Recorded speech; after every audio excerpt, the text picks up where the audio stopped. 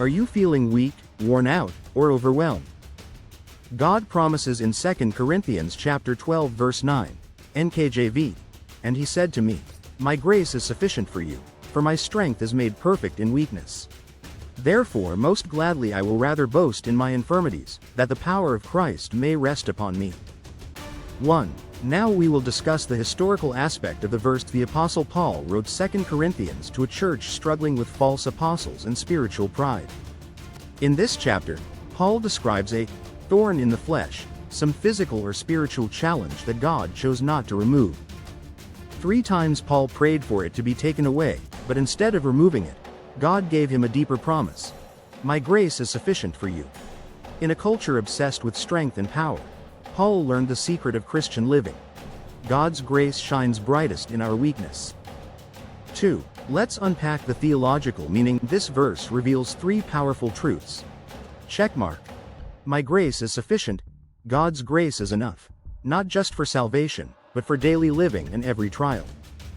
Checkmark. My strength is made perfect in weakness. God's power is not hindered by our weakness, it is showcased through it. Checkmark. Boast in infirmities.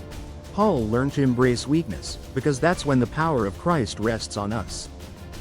This is the paradox of faith. When we are weak, he is strong.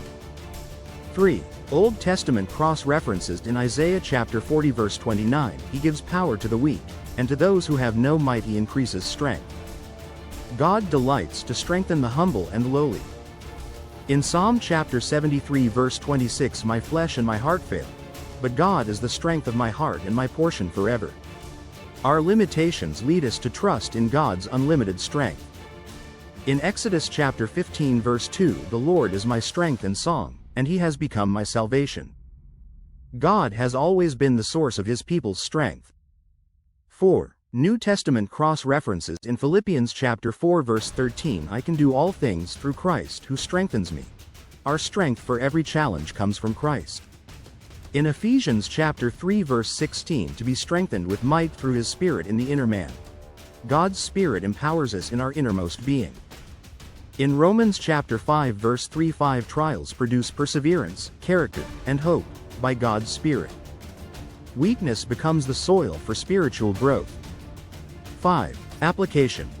A call to embrace God's strength in our weakness. Church, the world says to hide your weakness. But God says, in your weakness, my power is seen.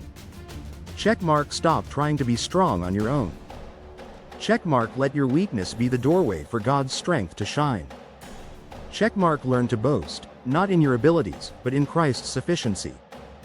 Today, lean into God's grace. It is more than enough for whatever you face.